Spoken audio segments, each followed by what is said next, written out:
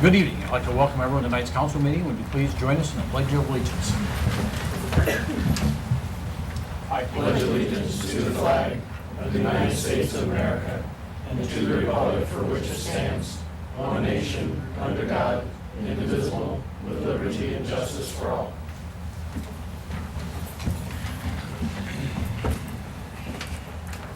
Call the meeting to order and open a roll call. Goodell.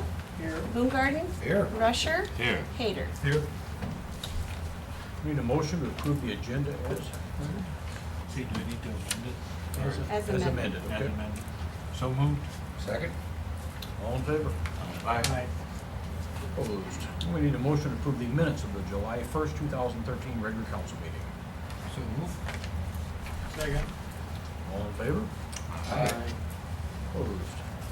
Now we need a motion to approve the June treasurer's report. Questions on that? Move to approve. Second. All in favor? Aye.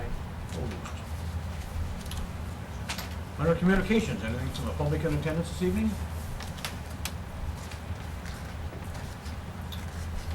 If not, People Service Monthly Report.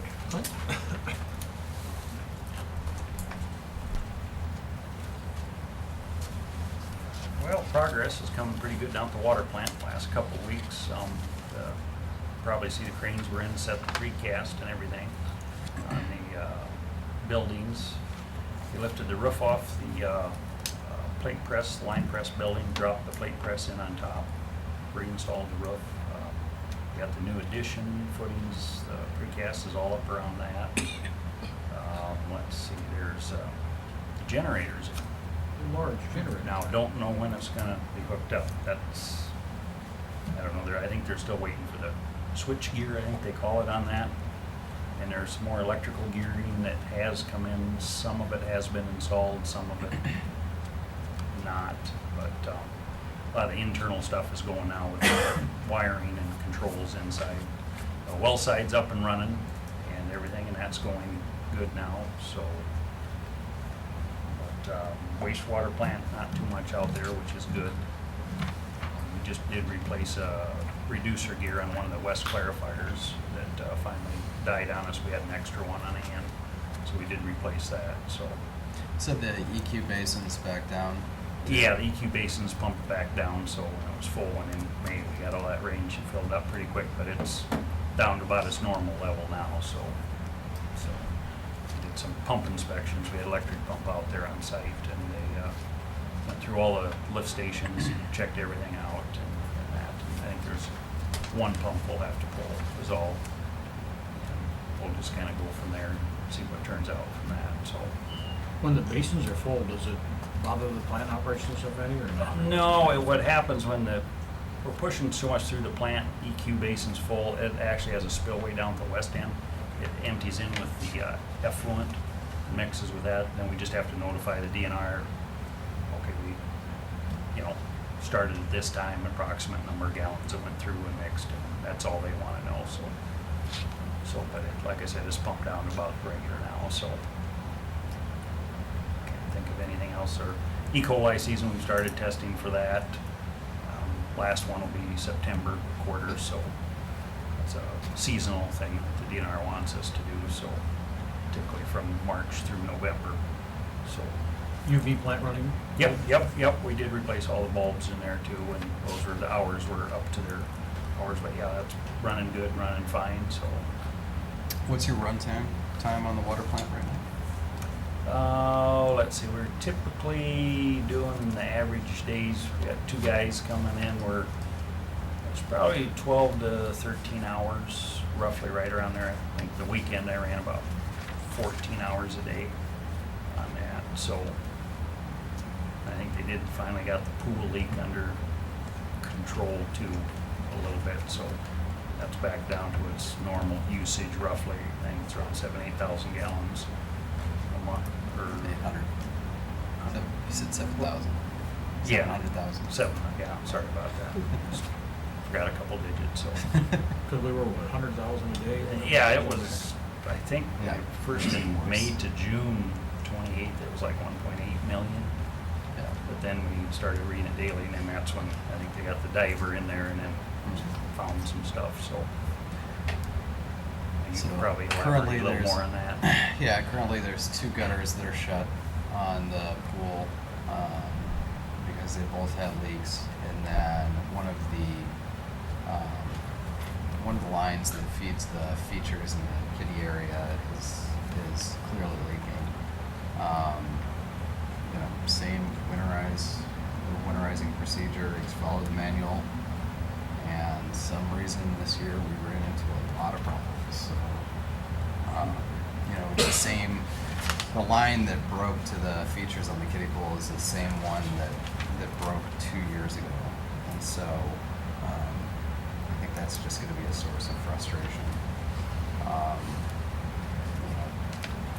It's unfortunately this time it's under the deck. It's not in the grass, so it's not something we can fix while the pool's in operation. Just like a small tear out or large, but we don't have a clue where the. Don't really until we get it completely isolated. I mean, once the pool shuts down, they'll be able to really figure it out. But at this point, it's kind of stop the loss as much as you can until the season's over, and then go through and fix whatever breaks. Some of them will be easier than others. They've figured out where some of them are. They've been working with Jensen to televise the gutter lines and figure out where the leak is. And those will be pretty easy to fix because they can get it to where it's just a patch, rip it up, fix the leak, patch it back down. But the features might be a little bit more difficult. That's harder to locate just because of the nature of it. It comes in and then it splits out to all the features under there. So it's harder to figure that one out.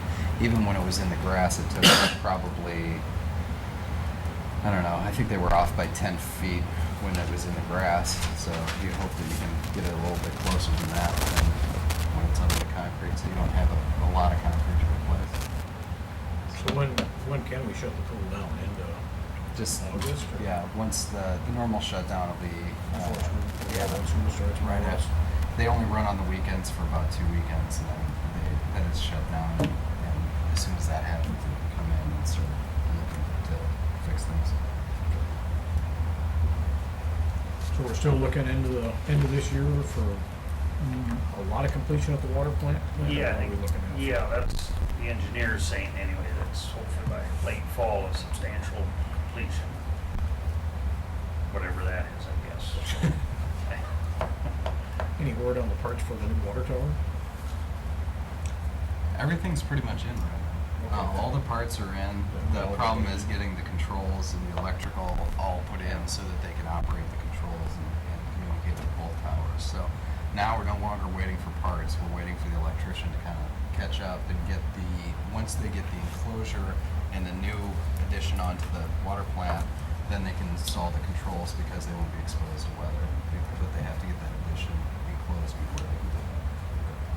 And the electrician has to be ready. So it's gonna be a while. Yeah, they'll probably be running blind. I don't know. Well, What do you hopefully think? not too blind.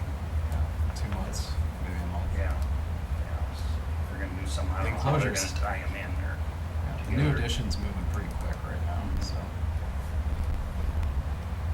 But we won't be filling the tower until the addition is completed then. No, they've got a situation where they can drain the existing tower, I guess the south tower is the Yeah, terminology south we're using. tower. The south tower, they can drain that and fill the north tower and run off the pressures off the north tower, which will give a reading at the current controls that exist at the water plant.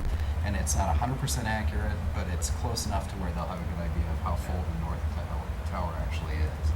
They could run like that and complete the improvements to the south tower while there's not the end controls, which will be wireless controls that communicate with the water plant.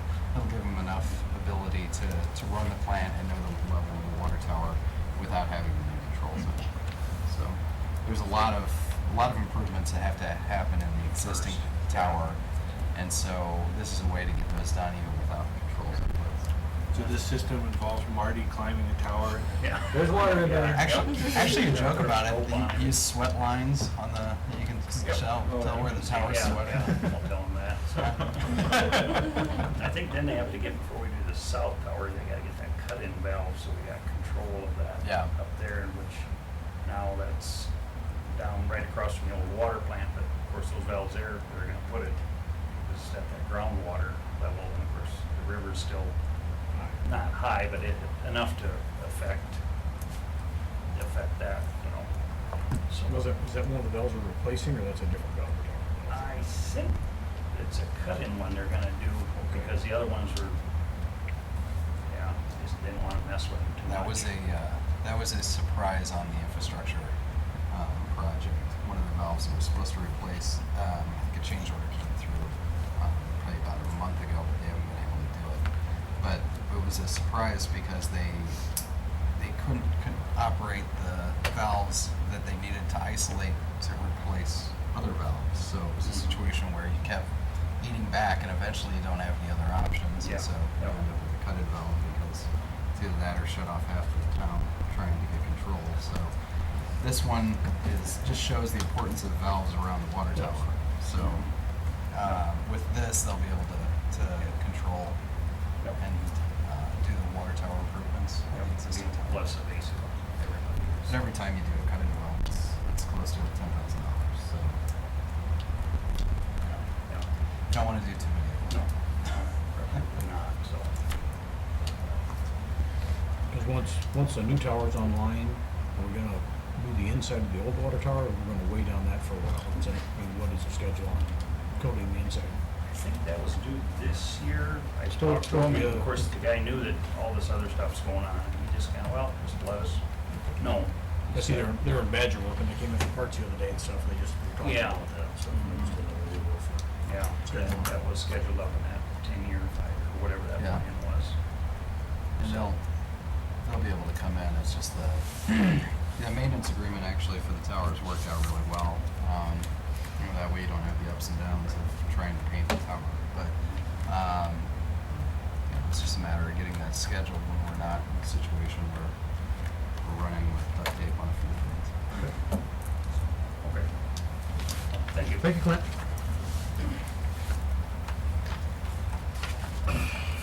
Under unfinished business, discuss the addition of on-street parking spaces specifically for persons with disabilities on Sumner Avenue. Just wanted to bring this back to the council. I know that there was actually a decision made at the last council, but after talking with Leroy, it looks like moving those spots would actually lead to the loss of 2 spots on Sumner, because where the vans actually unload, where that ramp comes out, would have to be blocked off also, because it's facing, rather than facing the curb, it'll be facing the next adjacent parking spot. So I know one of the concerns from the council stated was, making sure that we weren't losing any spots. So knowing that, I just wanted to make sure that you still wanted to go forward with that, or just leave them where they're at right now. I would say think, move forward with it. one of the concerns was the fact that one of those is kind of like across from US Bank, next to the Knotty Pine, and that block tends to get pretty busy around there. But again, it's only 2 spots. I think we should move gaining them on forward. the side. If we lose them on the front, don't we gain them on the side?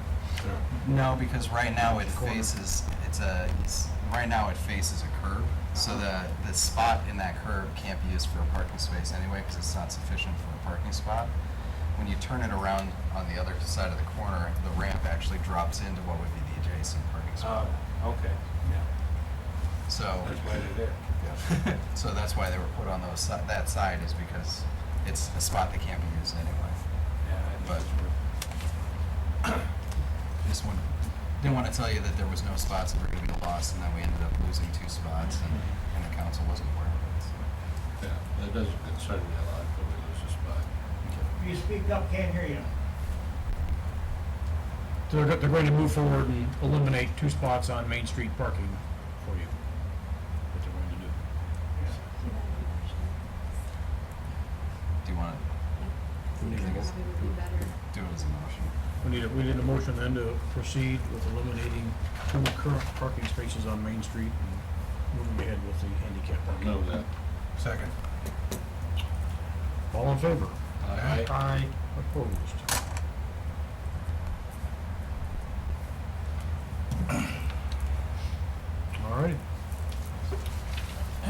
Under new business then.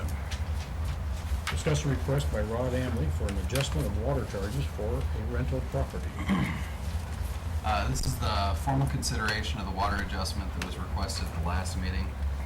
I guess kind of as a footnote on this, the administrative office tends to get a lot of these stool leaks, so whatever kind of occurs in this situation will have long-lasting effects and future considerations for stool leaks.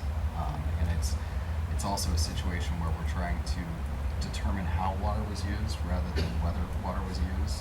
And so it opens up an issue there where you're trying to decide what the intent behind somebody's water usage was rather than whether the meter actually just read the water. So two things to be considered. I know Rod's here too. So, It was treated water.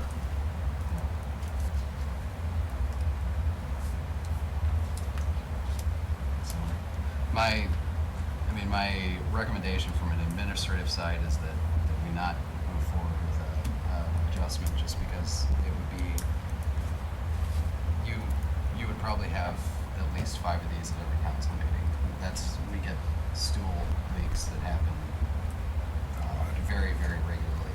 The sewer charge adjustment policy that was set out about 2 years ago has worked really well because it's a very high threshold. It's $150 or more, and it requires that the water actually never have been treated by the wastewater plant. So that's a situation where we never incurred that charge or that cost because that water never actually made it to the plant. In this situation, where all the costs for treating the actual water has already been borne by the city, so I guess that's my recommendation. There's no thought of, do any cities do anything? Nothing. There's no precedent anywhere. Well, I don't know.